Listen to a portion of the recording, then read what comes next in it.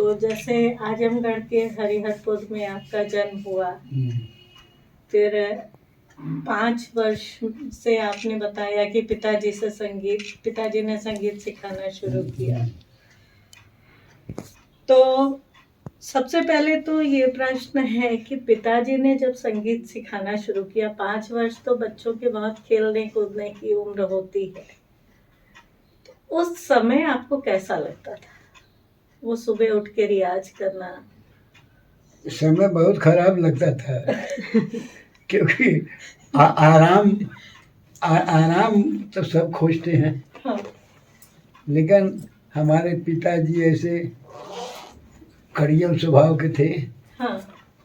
कि सारे गामा कर रहे हैं, अगर भूल गए तो एक थप्पड़ तुरंत मारते थे।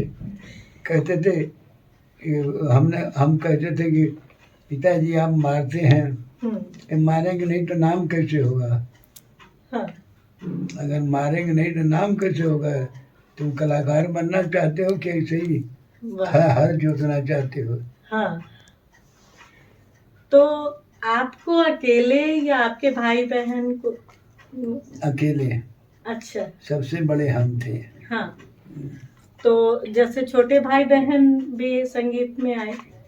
नहीं, छोटे भाई बहन नहीं। अच्छा। हाँ। वो लोग क्या किए?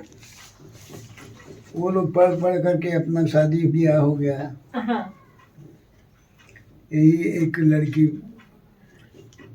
पढ़ी है, प्रोफेसर हुई है। नहीं पापा, बड़े चाचा और छोटे चाचा के बारे में पूछ रही हैं। हाँ। विश्वनाथ चाचा और शिवजी चाचा के बारे में। हाँ, तो जो है तबला बजाते थे और बजाते हैं। हाँ। और ये है बिरजू महाराज के संस्था में। अच्छा। छोटा कथक केंद्र। हाँ। अच्छा। अब बहुत अच्छा बजाते हैं दोनों जनी। हाँ। दोनों भाई वहाँ पे हैं? नहीं पापा, हाँ। बड़े चाचा गाना बता रहे हैं, तबला बजाते हैं। छोटे चाचा तो कथक डांसर हैं, शिवजी मिश्रा, मुंबई में, पटना में थे ना, भारतीय नृत्य कला मंदिर में। वो भी तो वही बिरजू महाराज के शिष्य उन्हीं के थे। लेकिन बड़े चाचा तबला बजाते हैं ना, और छोटे चाचा तो नृत्य करते हैं, कथक नृत्य करते हैं। हाँ। मगर नृत्य ये भी बहुत जानते हैं बड़े चाचा। अच्छा। क्योंकि तबला बजाते हैं इन लोगों के साथ, सब याद है। बड़े चाचा का क्या है? पंडित विश्वनाथ मिश्र। बड़े चाचा पंडित विश्वनाथ मिश्र, वो कथक केंद्र में तबला वादक थे। और छोटे चाचा पंडित शिवजी मिश्र, वो कथक डांसर हैं। और भारतीय नृत्य कला मंदिर पटना में प्रोफेसर थे वो कई साल, 30-35 साल। तो जैसे साधना शुरू किए 5 वर्ष की उम्र में, तो कितने घंटे बैठते थे? जब तक सपरता था। हाँ। कि कोई ठीक नहीं है, लेकिन फिर भी 2 घंटा तो बैठाते, कम से कम 2 घंटा बैठाते थे पिताजी। तो शुरुआत कैसे करते थे? शुरुआत अलंकार से। अलंकार से।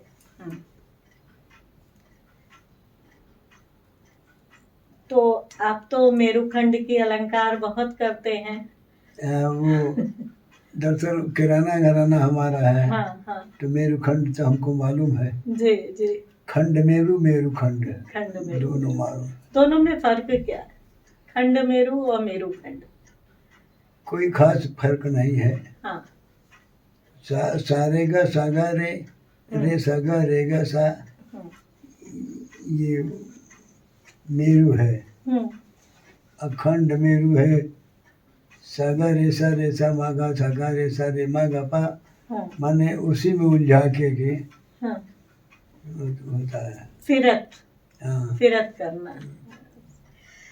तो अलंकार साधने के बाद फिर क्या प्रक्रिया रहती थी रियाज की बढ़त? रियाज के बाद 7 वर्ष का उम्र जब हो गया, तो पिताजी कहे कि मुजफ्फरपुर में उस्ताद है अब्दुल गनी खान साहब। जी जी। हाँ। बहुत नामी है। हाँ। और राजा दरभंगा के शिष्य थे, जी। हमारे उस्ताद के शिष्य थे राजा दरभंगा। दरभंगा जी जी। चलो उनसे सिखलवाएंगे। हाँ हम तो तबला बजाते हैं हाँ और ताला गाना भी गाते थे हमारे पिताजी, और तबला बजाते थे। जी। तो उन्होंने कहा कि भाई हम तुमको नहीं तैयार कर सकेंगे, हाँ उस्ताद की हैं, चलो हाँ। वो नामी है और राजा के गुरु हैं, वही सिखाएंगे। या अपने से? उसकी शिक्षा हमारा खोज है। अच्छा।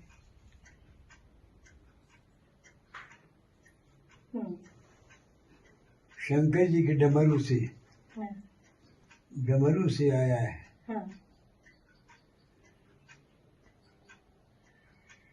बनारस में तो काफी वेदशालाएं हैं, तो आप वहाँ भी जाते थे? हम उसमें नहीं जाते थे। हाँ। हम कोई विद्वान पंडित का पैर दबा के उनसे सीखते थे। अच्छा। हमको शौक था। हाँ पंडित जी ये श्लोक कैसे, दुर्गा सप्तशती का कैसे है? हाँ तो कहे कि किसका चाहिए? हाँ। हम कहा हम सरस्वती के उपासक हैं। हाँ।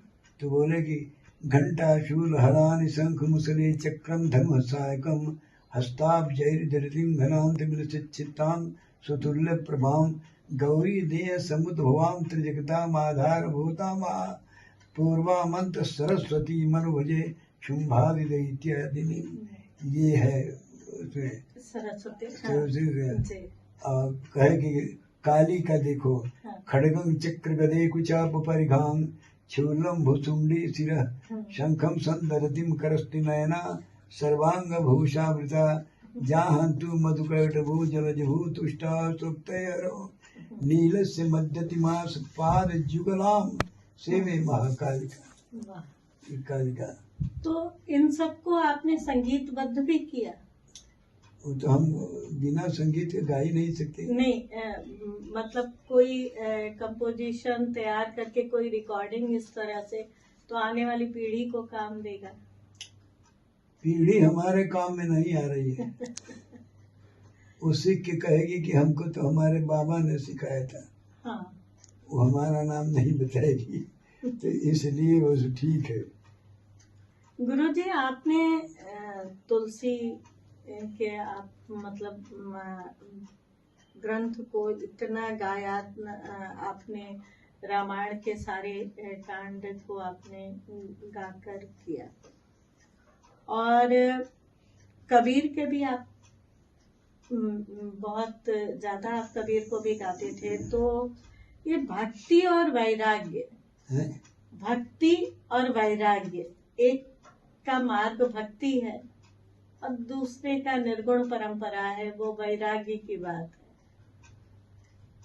तो आखिर क्या चीज लगता है कि इनको जोड़ता हुआ चल रहा था, कि एक जो लोग कबीर पंथी हो जाते हैं, कबीर को गाने लगते हैं,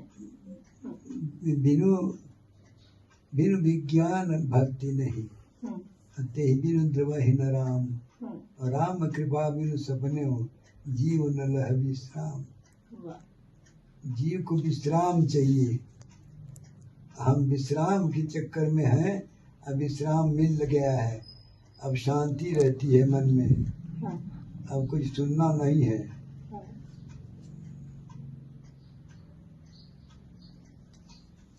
तो ज्यादातर जो गाने संगीत के लोग हैं, जो भजन को ज्यादा गाते हैं, वो बहुत लोगों का हमने देखा है कि वो कबीर को छूना भी नहीं चाहते। हाँ, तुलसी के पद गाना चाहते हैं, सूरदास को गाना चाहते हैं, तो कबीर को गाना नहीं चाहते। और आपने जिस तरह से तुलसी को गाया है, उसी तरह कबीर को गाया है, उसी तरह से रविदास को गाया है।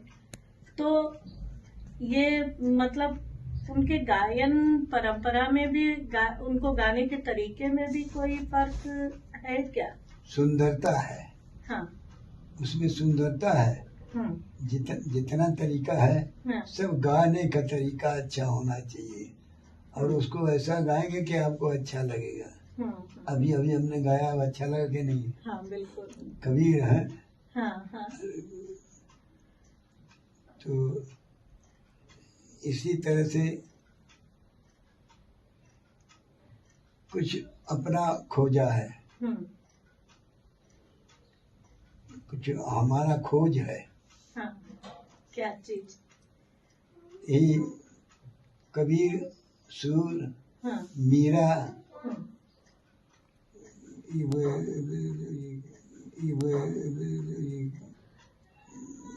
गुरु नानक,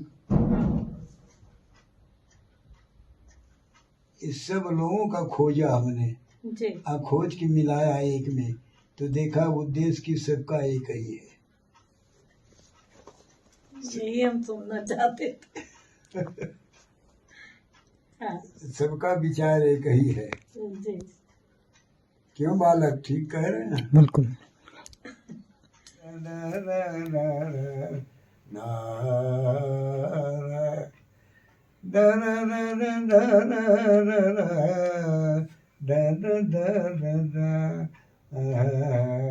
बड़ा अच्छा लगता था ये धुन, याद कर लिया। और मैं जो बनारस में तो वो ए हाँ करके भी बहुत सुंदर रामलीला की चौपाई गाते थे। हाँ ए हाँ दीन दयाल बिरद संभारी,